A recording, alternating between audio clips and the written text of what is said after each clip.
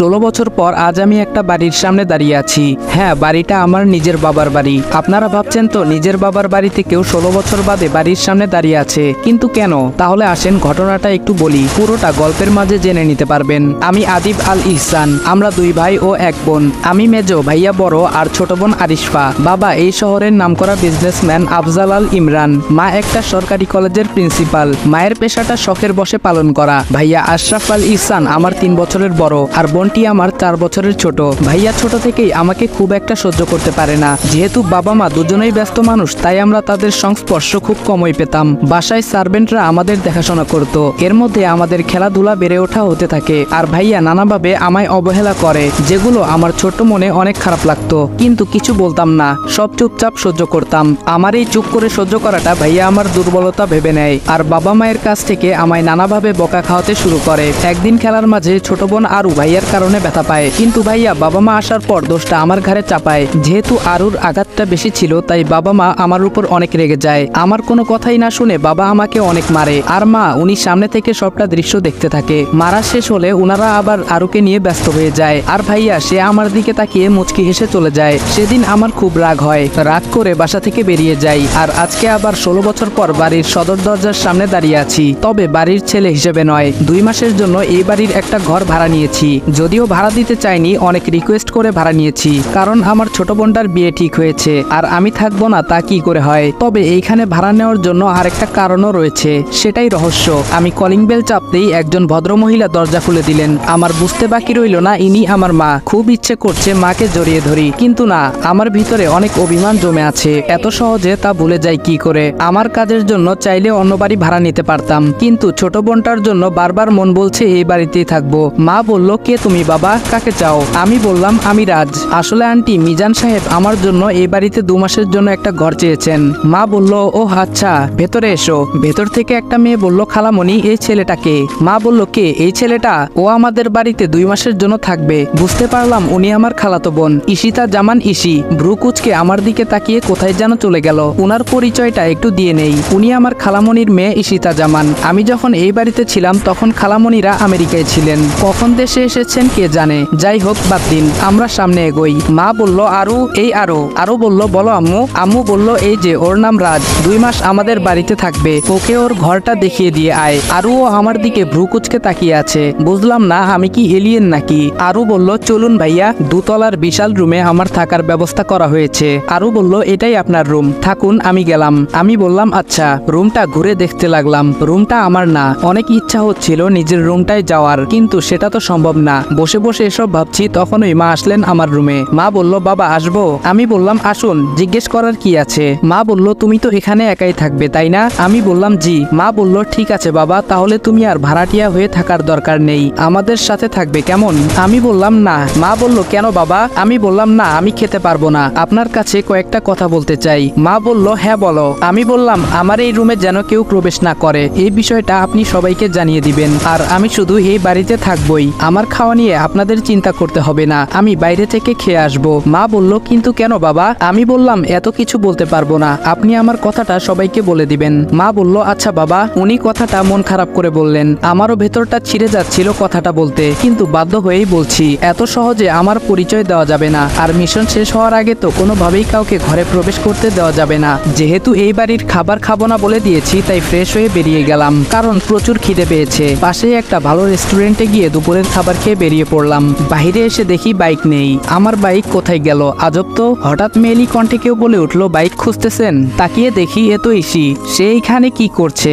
আর আমি বাইক খুঁজতেছি, সে বা জানলো কিভাবে? মনে হয় অনেকক্ষণ থেকে এখানে দাঁড়িয়েছিল, কিন্তু আমি আসার সময় তো ও ছিল না। আমার ভাবনার মাঝে আবার ধমক দিয়ে বলল, হা করে কি ভাবছেন? আপনার বাইক পুলিশের ভ্যানে করে নিয়ে গেছে। আমি বললাম, কি?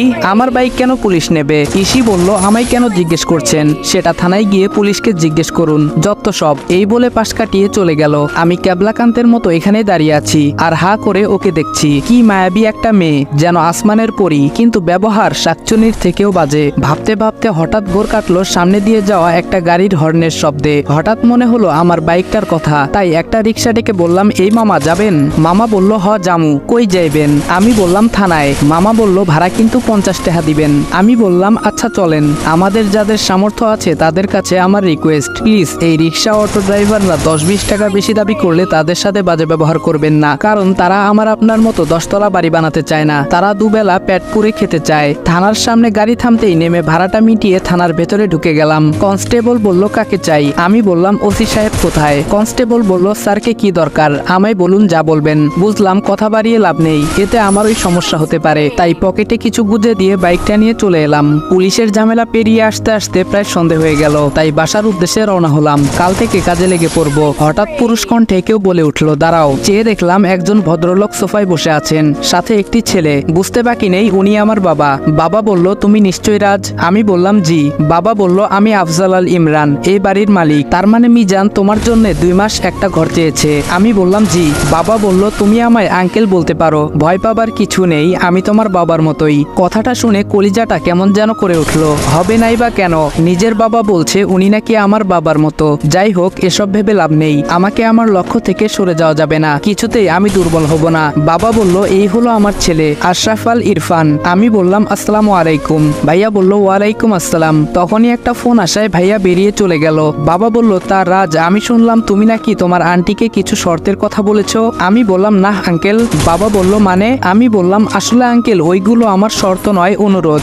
বাবা বলল কিন্তু কেন? আমি বললাম এখন আমি কিছু বলতে পারবো না, যদি আপনাদের কোনো সমস্যা হয় তাহলে বলে দিতে পারেন।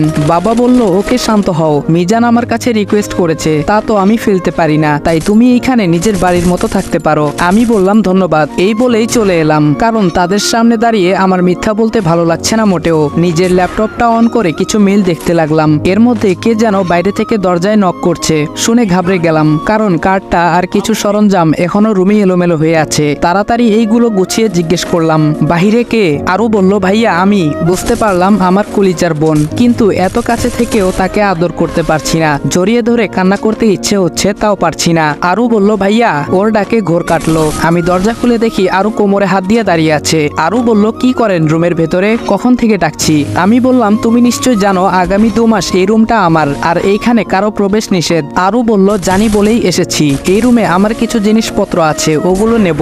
আমি বললাম ওকে নিয়ে যাও। আরও ওর নিজের জিনিসপত্রগুলো নিয়ে চলে গেল। আমি কিছুক্ষণ বোনটাকে দেখলাম মন ভরে। তারপর রাতে খাবারের জন্য রেস্টুরেন্টে চলে গেলাম, যদিও mister and Mrs Al request করেছেন তাদের সাথে খাওয়ার জন্য, কিন্তু আমি খাইনি, একটা ইগো কাজ করছে। পরের দিন সকালে আমি কিছু কাগজপত্র গুছিয়ে নিয়ে রওনা দিলাম ইন্টারভিউ দিতে। একটা কোম্পানির পোস্টে টিকে যাই। আমার মতো ছেলেকে দেখলে কোন কোম্পানি চাকরি দেবে না? যেমন দেখতে তেমন সব কাগজপত্র, একদম খাপে খাপ, এ যেন পূর্ব পরিকল্পনা। হ্যাঁ তাই তো, তবে এটা শুধু আপনারা জানেন, অন্য কাউকে বলবেন না। কিন্তু আমি এই অফিসে কাজ করতে লাগলাম এবং খুব অল্প দিনেই বসের খুব প্রিয় হয়ে উঠলাম। কিন্তু এই অফিসের আসল বসটাকে তা আজও জানতে পারিনি, কারণ আমি যাকে বস বলছি উনি আসলে ম্যানেজার। বস নাকি অফিসে আসেন না, আড়ালে থেকে কাজ করান, কিন্তু আমার তো বসকেই দরকার, আমার টার্গেট তো উনি। দেখতে দেখতে 1 মাস পেরিয়ে গেল। আমি আমার মিশন অনুযায়ী কাজ করতে লাগলাম। মিশনটা অনেক জটিল, যেটার ফুল ডিটেলস গল্পে দিতে গেলে গল্পই এলোপাথারি হয়ে যাবে। এই 1 মাসে আমি অনেক তথ্য ইনফরমেশন বের করেছি, যেগুলো আমার মিশনে কাজে লাগে, কিন্তু কোনোভাবে অফিসের বসের কাছে পৌঁছতে পারিনি। এমনকি জানতে পর্যন্ত পারিনি বসের নামটা কি। যিনি আমার বস অর্থাৎ ম্যানেজার, উনি নিজেও নাকি বসকে চিনে না। কি মুশকিল বলুন তো। আজ অফিস থেকে বাড়ি ফিরে দেখি বাড়ি ভর্তি মেহমান বসে আছে। বাবা মা ভাইয়া ওনাদের সাথে কথা বলছে, আপ্যায়ন করছে। মেহমানদের মধ্যে একজন পুরুষ আর একজন মহিলা, আর আমার বয়সী একটা সুদর্শন ছেলে বসে আছে। দেখে বোঝাই যাচ্ছে বিয়ের সম্বন্ধ নিয়ে কথা চলছে। তারপরেই আমার মনে হলো আরে আমার বোনের বিয়ের কথা হচ্ছে মনে হয়, এজন্যই ওনারা এসেছেন। তাই পাশ কাটিয়ে উপরে চলে যাচ্ছিলাম, পেছন থেকে এক ভদ্রলোক বলে উঠলেন মিস্টার আল, এই ছেলেটাকে তো চিনলাম না। বাবা আমাকে কাছে ডাকলেন। বাবা বললেন রাজ এদিকে আসো, এই হলো রাজ, আমাদের বাড়িতে 2 মাসের জন্য ওর একটা কাজে এসেছে। ভদ্রলোক বলল ও আচ্ছা, আমি ওনাদের সাথে কৌশল বিনিময় করে চলে আসছি। সিঁড়ি দিয়ে উঠতে যাব এমন সময় দেখতে পেলাম যেন আসমান থেকে কোনো পরী নেমে আসছে আমার রাজকন্যা বোনটার সাথে, আর অন্য পাশে ভাবি। কিছুক্ষণ তাকিয়ে থেকে রুমে চলে এলাম আর বসে বসে ভাবছি, মানুষ তো এসেছে আমার বোনের হবু শ্বশুর বাড়ি থেকে, তাহলে ওর এইভাবে সাজার কি আছে? ধুর ছাই, আমি কেন এসব ভাবছি? ওই মেয়ের ইচ্ছে হয়েছে তাই সেজেছে, তাতে আমার কি? তবে ও কিন্তু বেশি সাজেনি, আমার চোখে হয়তো এমন লেগেছে। ভাবতে ভাবতে বাথরুমে চলে গেলাম, ফ্রেশ হয়ে নিচে নামলাম খাবার খাওয়ার জন্য। বাহিরে যাব তখন বাবা বলল রাজ শোনো। আমি বললাম জি বলুন। বাবা বলল বলছিলাম কি আজকে বাইরে যাওয়ার দরকার নেই, মেহমান আছে, আজকের দিনটা একসাথেই খাই, বাড়ির সবাই একসাথে খাই, অথচ তুমি একা একটা ছেলে বাইরে খাও, আমাদের খারাপ লাগে বাবা। নিজের বাবার মুখে কথাগুলো শুনে চোখে পানি চিকচিক করতে লাগলো। এত বছর হয়ে গেল নিজের আপন ছেলের খোঁজ নিল না, অথচ অচেনা একটা ছেলের জন্য কত দরদ। আমি বললাম আচ্ছা ঠিক আছে। বাবা বলল তাহলে টেবিলে বসো, সবার সাথে খেতে বসছি। কিন্তু ইসি আসেনি, তাই ভাবি ইসিকে ডাকতে গেলেন। একটু পরে দুজন ফিরে এলেন, তবে খাবার টেবিলে আমায় দেখে কিছুটা চমকে গেল। তবে মেহমান থাকায় তেমন একটা রিয়াকশন দেখলাম না। খাওয়ার সময় সবাই টুকটাক কথা বলছে, যেগুলো আমি শুধু চুপচাপ শুনেছি, কিছু বলিনি। কথাবার্তা শুনে বুঝতে পারলাম আমার বোনের হবু শ্বশুর মশাই রৌফ চৌধুরী বাবার মতোই একজন বিশিষ্ট ব্যবসায়ী, আর হবু বর রোহান ওনার একমাত্র ছেলে। খাবার শেষ করে উঠেই যাচ্ছি, তখন ফোনটা বেজে উঠলো। তাড়াহুড়োয় উঠতে গিয়ে ইসির সাথে ধাক্কা লেগে যায়। দুজন একসাথে উঠতে গিয়ে কাকতালীয়ভাবে ঘটে যায় ঘটনা। আমি কিন্তু ইচ্ছে করে দেইনি। ধাক্কার টাল সামলাতে না পেরে ইসি কিছুটা ঝুঁকে যায়, তবে পরেনি। স্ট্রং বডি বলে কথা, কিন্তু পায়ে কিছুটা আঘাত পায়। আমি সেখান থেকে ডোন্ট কেয়ার ভাব নিয়ে ফোন হাতে সোজা রুমে ঢুকে যাই, আর সবাই আমার যাওয়ার দিকে তাকিয়ে থাকে। ফোনটা ছিল আমার সিনিয়রের, যিনি আমায় এই মিশনের দায়িত্ব দিয়েছেন। আগামীকাল আরো কয়েকজন যোগ হবে আমার সাথে, সেটা না হয় কালই দেখা যাবে। আমি ল্যাপটপে কাজ করছি। এটা যেহেতু প্রেম নিয়ে গল্প, তাই কাজের জটিল ডিটেলস মাঝখানে ব্যাখ্যা করছি না। হঠাৎ করে মনে হলো তখন ইসির পায়ে ব্যথা পেয়েছিল। কাজটা আমি ঠিক করিনি, ওকে সরি বলা দরকার, কিন্তু কিভাবে? আমি তো কারো প্রতি দুর্বল হওয়া চলবে না। অনেক ভেবে একটা রাস্তা পেলাম। ইসি যে রুমে থাকে সেই রুমটা থেকে বাড়ির পেছন দিকটা স্পষ্ট, আর সেখানে একটা জানালাও আছে। তাই একটা চিরকুটে সুন্দর করে সরি লিখে পাঠিয়ে দেই। যেই ভাবা সেই কাজ। কাগজটা যখন বিছানায় পড়ছিল তখন ইসি রুমে ছিল না। পরে এসে সে দেখতে পায় ইসি ভাবে চিরকুট, আবার সেখানে লেখা সরি। ব্যাপারটা কি হতে পারে? আর সরি বা বলবে কেন? ওয়েট, রাজ নয় তো? তখন খাবার টেবিলে ঘটে যাওয়া ঘটনার জন্য সরি বলছে হয়তো। দূর, কি সব ভাবছি। ওই ছেলে আর সরি, প্রশ্নই আসে না। তবে এটা কিসের ইঙ্গিত? ইসির রুমে কাগজটা ছুঁড়ে দিয়ে এসে বিছানায় শুয়ে পড়লাম। অনেকক্ষণ চেষ্টা করেও কাজে মন বসাতে পারছি না। বারবার ভাবছি চাচ্চু আর ছোট মা তো আসেনি, তাহলে ইসি এখানে কি করে? ও তো আমি বাড়ি থেকে বের হওয়ার 1 বছর আগেই আমেরিকা চলে গেছিল। কখন ফিরলো? গত 1 মাসে আমি কাজে এতটাই ডুবেছিলাম, অন্য কাউকে নিয়ে ভাবিনি। তবে এখন ইসি আমায় ভাবাচ্ছে, জানতে হবে ও কি করে। ছোটবেলায় ইসি আর আমার খুব ভাবছিল, সব সময় একসাথে ছিলাম। খালু অফিসের কাজে আমেরিকায় সেটেল হয়ে যায়, আর খালামণিকেও নিয়ে যায়, কিন্তু ইসিকে নিতে পারেনি উনারা। এত ছোট্ট ইসি কান্না করে বাড়ি গরম করে দিয়েছিল। আমায় ছেড়ে, আমাদের ছেড়ে যাবে না, কিন্তু এর 2 বছর পর ঠিকই জোর করে নিয়ে যাওয়া হয়। ইসি চলে যাওয়ায় আমি আরো একা হয়ে পড়ি। এর সাথে যোগ হয় ভাইয়ার অত্যাচার আর বাবা মায়ের অবহেলা। আচ্ছা, ইসি কি দেশে আসার পর একবারও জানতে চেয়েছিল আবিদ কোথায়? ও কি আমাকে খুঁজেছিল?